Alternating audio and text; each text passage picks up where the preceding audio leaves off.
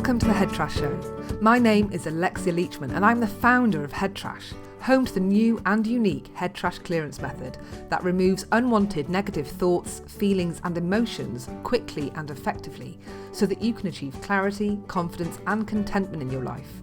My goal with this podcast is to teach you how to create some headspace by helping you to unpick what's blocking you and sharing some tips and how-tos for clearing it. Tune in every week as I share simple strategies to help you to achieve confidence and clarity in your life and business.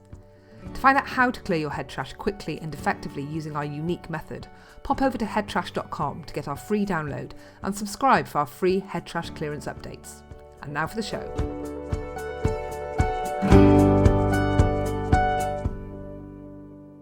Hello and welcome back to the Head Trash Show. Alexia here, and welcome back to, this is episode 2 in the show.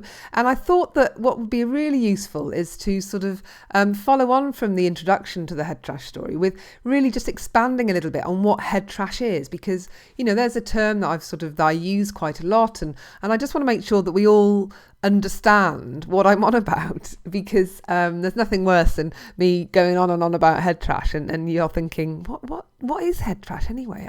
I've got an idea, but I'm not quite sure what she means. So that's what I want to do today, is just to sort of expand on what I'm thinking about when I'm talking about head trash. And also, as I'm going through that, it might be really helpful for you to think about instances, what's going on in your own mind and what might be your own personal head trash, because often when I run workshops and trainings, and when we go through this part of the presentation, a lot of people are sort of scribbling down as they go, oh yeah, I've got that, oh yeah, I've got that, and it's a really good place to sort of get you thinking. So hopefully you'll get a lot of ideas, or at least some clarity around what is the stuff that's holding you back in your life. So what is head trash? Well, we've come up with a little definition of head trash, if you will, to sort of really help to encompass it, so that I don't have to reel off all these different elements each time. And that definition is the accumulated subconscious patterns of thought and behaviour that prevent you from being awesome. And so, yeah, it's all that stuff that bubbles up from somewhere inside that you don't really feel like you have a lot of control over, but really is preventing you from being great and being your best version of yourself in that moment. And then another way of looking at this is thinking about anything that you do or you think that is preventing you from acting with complete freedom, choice and flexibility in that moment. Often we aren't able to behave freely and with choice and flexibility because we're being guided or prevented from taking certain courses of action or behaving in a certain way or thinking in a certain way because of these things that are going on. And I'll talk a little bit more, I'll explain this a lot more as I go through these sort of various things that we could say are head trash. But certainly if you can think about it in that way, then that can also be quite useful in terms of thinking about whatever it is that stands between you and doing whatever is right for you in that moment, for you and others, not just being selfish in the world, but doing what's right for the people around you as well. So okay, a little bit more. Let's just drill down a little bit more then. So head trash is anything like, it's like that little voice in your head that won't shut up and is always churning out negative chatter. I'm sure you know exactly what I mean. And I certainly, at night when I'm, if I've just had a little spat with somebody and I'm just chuntering away, having a conversation with myself, saying, I should have said that and I should have said this, or you will never, I have my little voice debating whether I can do something or I can't do something. So it's those conversations that you're having with yourself that ultimately, while you're busy conversing with yourself, you're not moving forward. Maybe you're convincing yourself not to take action, and therefore you're missing out on that freedom, choice and flexibility piece as well. And maybe you're not able to respond as quickly as the situation demands it, so you might be missing opportunities. So that little inner voice can be hugely distracting and hugely annoying at the same time. Now another aspect of head trash can be those big scary images that you have in your head that show you the worst possible outcome for something, and therefore they prevent you from actually doing it or doing it really, really well because you imagine that it's going to go so badly. And that can be hugely distracting and hugely damaging to the experience that you're having in that moment in your life.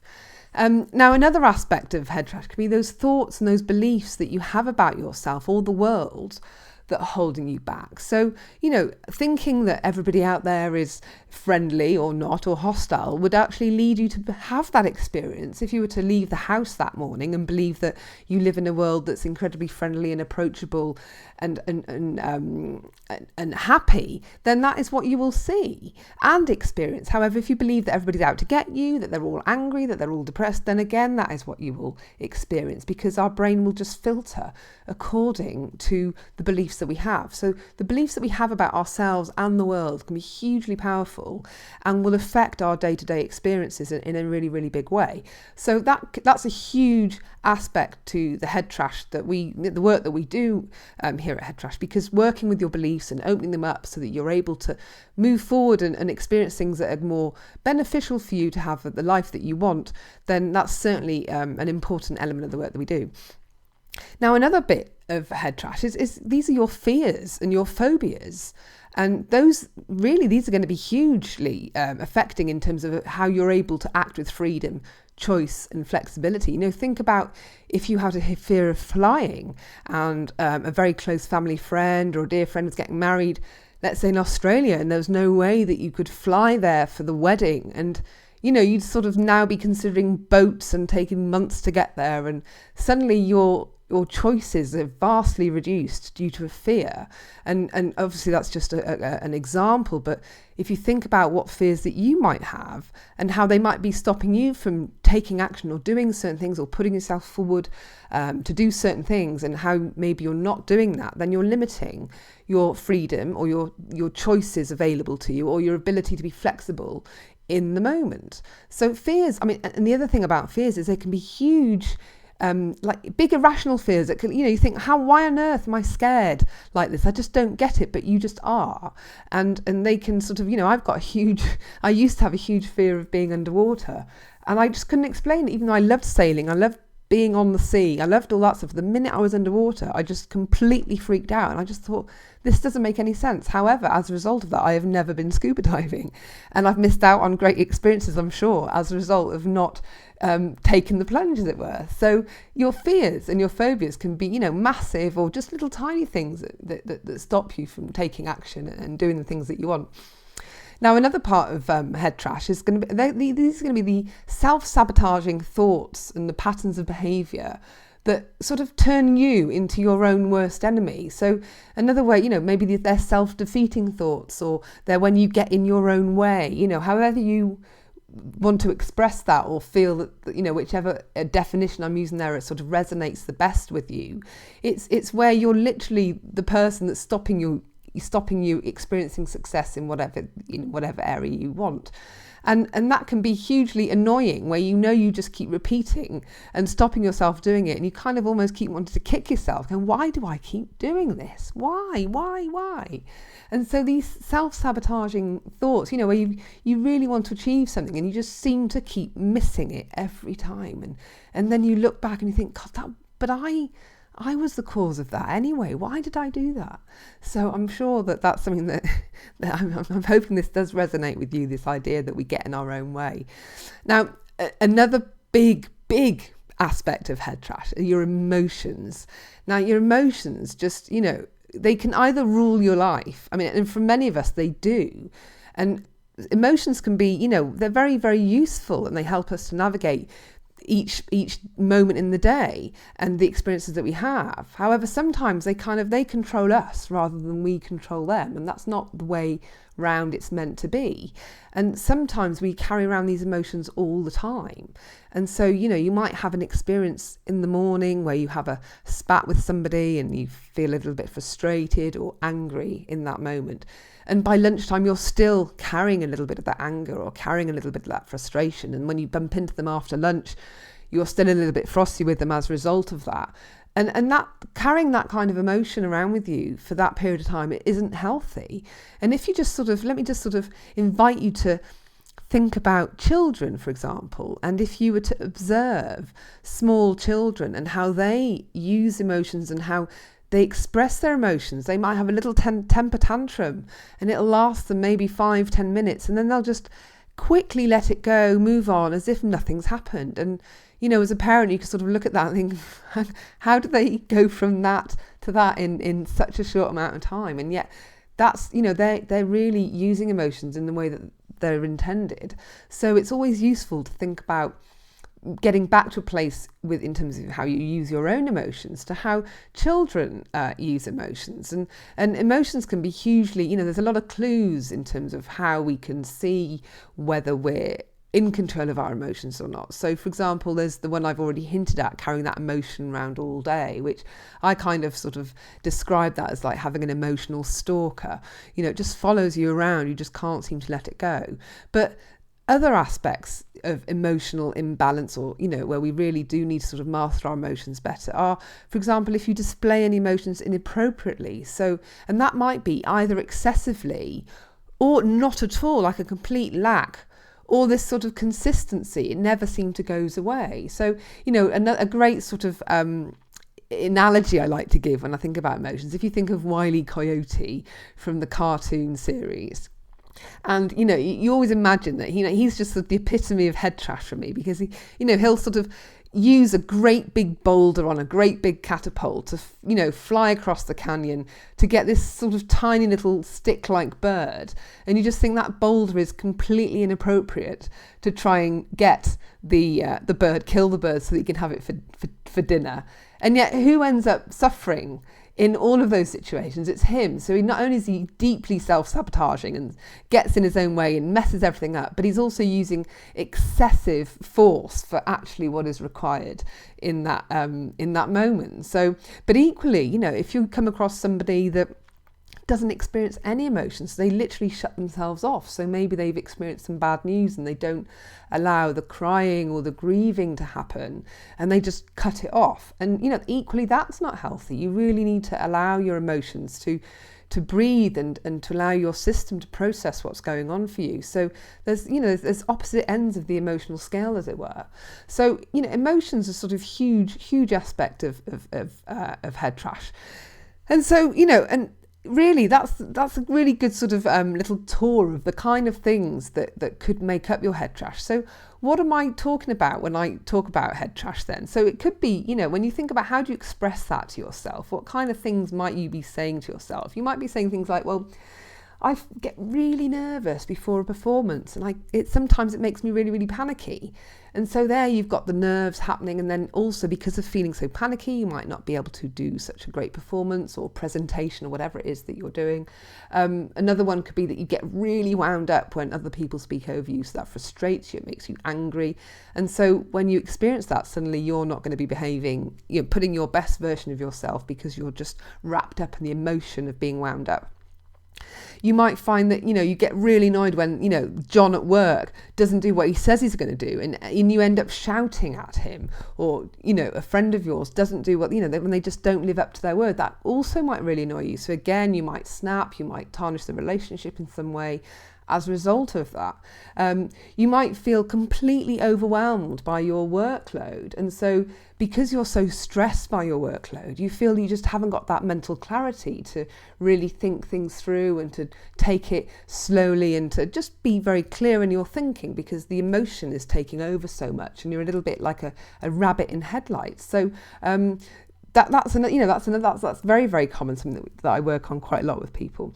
And then some people, they just say to themselves that little inner voice again, saying, I just stop myself from doing things because I just know I'm going to mess up. And again, that's like a belief. Well, how do you know you're going to mess up? But if you're thinking that when you do stuff and you're trying to do something, you go, I'm going to mess up. Well, sure enough, you're going to mess up. It'd be much more helpful to be saying to yourself, I'm going to do this brilliantly. I'm going to do a really good job. Because even if you don't succeed 100% in the way that you wanted to, you'll probably do a much better job than you would if you were saying, I'm going to mess up. So, again, these beliefs that filter through into that inner voice can be hugely damaging, and it's worth trying to sort of capture what they are so that you can be aware of them, because awareness is such an important first step with head trash. Now, one thing I want to touch on when I use the word head trash, and some people might want to use word, they might want to call these things like problems or issues, but for me, I think that sounds a little bit negative, and I don't want to judge stuff here, because everything has got a good side and a bad side. Stress is good And stress is bad. Stress is good because it helps us hit our deadlines. Some of us rely on stress to really get that laser focused thinking. But the minute we get too much of it, we kind of can't think straight. So, we wouldn't want to label stress as a good thing or a bad thing. It's just, in certain quantities it's good and in certain quantities it's bad. So, that's why I don't really like to use the word problem or issues, because we're judging it as a negative thing. Whereas head trash is actually quite neutral. And if you think about it in the sense of your trash at home, once upon a time, whenever you acquired the thing before it became trash, you wanted it. It was something that you wanted and you desired. And now it's surplus to requirements, or you no longer need it, and so it becomes unwanted and therefore it's trash. And the same can be said of what's going on in our minds. If you've got too much of the stress, you want to offload some of that spare stuff that's stressing you out and just bring it back to a level that's healthier, that helps you to really, keep to your deadlines and while still thinking clearly.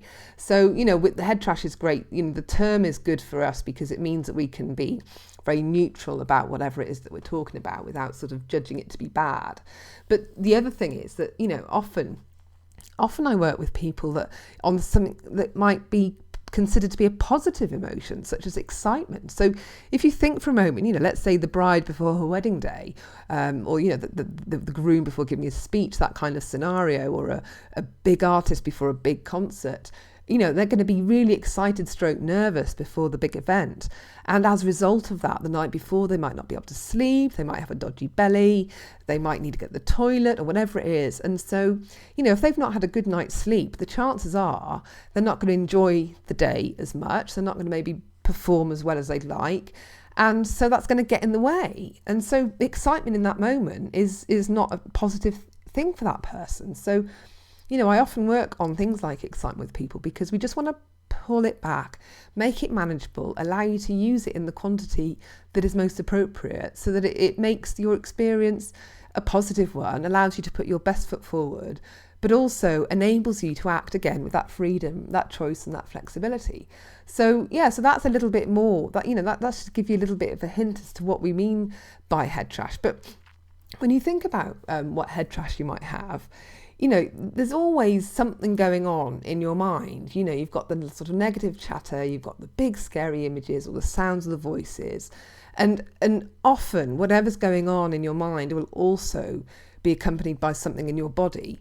And that's how you know that you're experiencing it. The fact that you've got sort of racing heart or sweaty palms or butterflies in your tummy. If you weren't experiencing any of that, then you probably wouldn't think that you're experiencing an emotion. So it's interesting to observe that often when we've got this stuff going on, there's also a body reaction going on that we need to be aware of as well. So certainly the work that we do here at Head Trash will always be very mindful, and we'll always be talking about the impact on the body as well as the mind, because the two, you cannot separate the two. We are a human being where everything is so intricately linked, and to sort of separate mind and body is foolish, and we all know that that's not the way that we're going to really be the best version of ourselves if we think of ourselves in that separated manner. So I hope that sort of this little talk around what certainly I believe head trash has helped you to think, understand a little bit more about how we see head trash, but also to help you to think, well, what is my head trash? What's going on for me? What fears have I got that might be holding me back? What are my thoughts and beliefs about me or the world that are stopping me from doing what I want and experiencing the world as I'd like? Or how do I get in my own way? Or what emotions am I carrying around all the time that really I should let go and be more in control of, or, more sort of mastering better, so that I don't feel so angry or stressed or frustrated all the time.